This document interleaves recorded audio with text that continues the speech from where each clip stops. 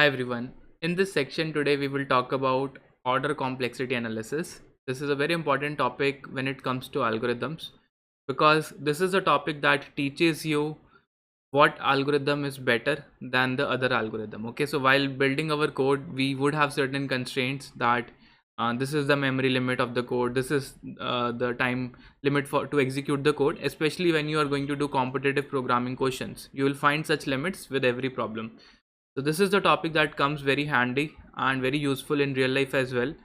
So how do you analyze which algorithm is better? Okay, so why do we need to compare different algorithms? Let's say we have so many sorting algorithms, so which one to use? Okay, how do we compare?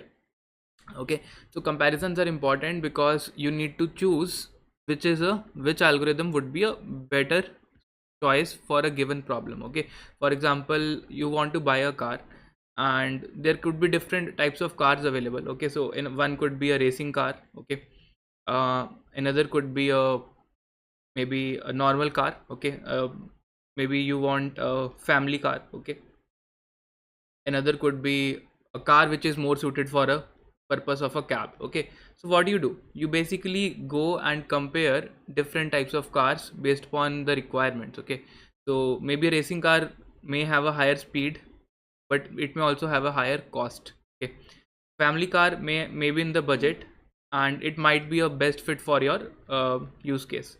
Or maybe you want to create a taxi service, then a cab would be a better choice. Okay, similarly we have different algorithms to solve a given problem. We need to choose which algorithm is better. Like we are comparing these cars based upon their, let's say, price.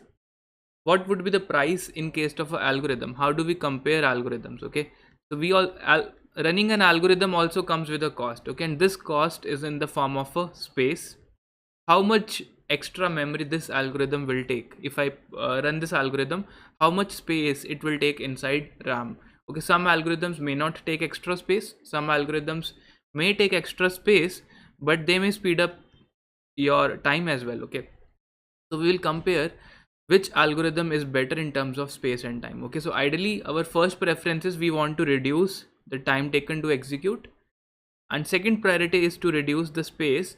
But for certain problems we may have constraints where space is a priority and time may not be a priority. Okay, so depending upon what kind of problem statement is given to you, you will try to find out the trade-off between space and time.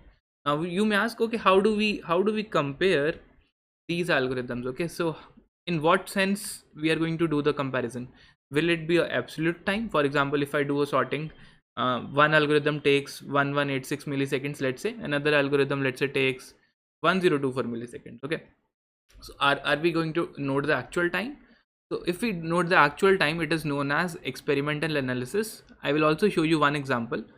But experimental analysis is not worth our effort because first we need to write the code, then we need to execute it, then we need to note the time taken, and then we need to plot and see which algorithm is better. Okay, so instead of doing an experiment, we will estimate the time theoretically. Okay, we will discuss, okay, if my input size is this much, then this algorithm is expected to take this much time. So what we are going to do, we are going to do theoretical analysis. Okay, I will also show you one example how we actually do experimental analysis, but that is not needed for most of the cases. Okay, so in theory what we are going to say, we are going to say both time and space are going to be some function of input. Okay, and space is also going to be a function of input. Okay, so it may happen that your time may grow linearly. It may happen that this function could be a quadratic function. Okay, it could be a quadratic function, it could be a linear function,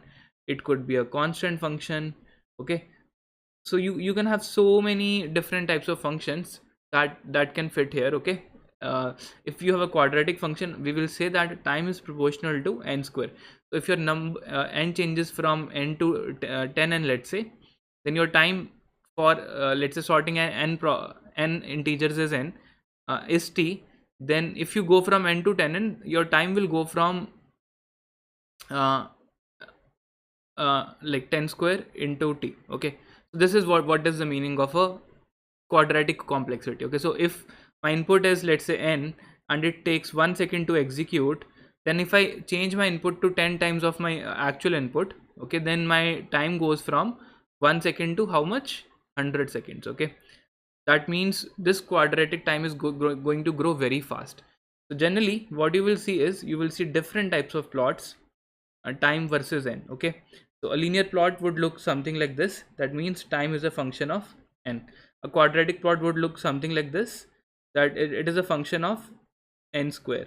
Okay, and we generally depict these complexities using a notation which is known as big O notation. Okay, so what we are going to do, we will talk about big O notation, order of n square. So this basically tells us our time is some function of n square. Okay, so I can say time t of n, let's say this time is some c n square. Okay, we can have some constants plus minus, but we are not worried about that. We are worried about the biggest term.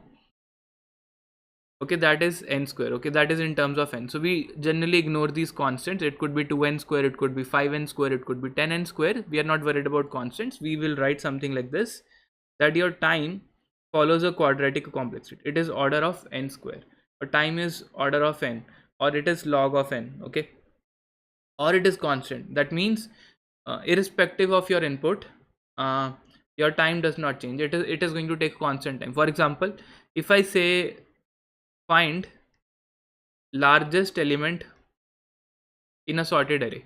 Okay, in a sorted array, so in this case you don't know, you can say how, it doesn't matter how big the array is, we know the last element would always be the largest. Okay, so we can find out the largest element in constant time without iterating over the array. It will not depend upon how big the array is. So we can say it can be done in constant time, and constant complexity is written as order 1 complexity. That means your time does not change according to the input. So we can say this is nothing but O1. Okay, we may also have something very high. This is known as exponential complexity.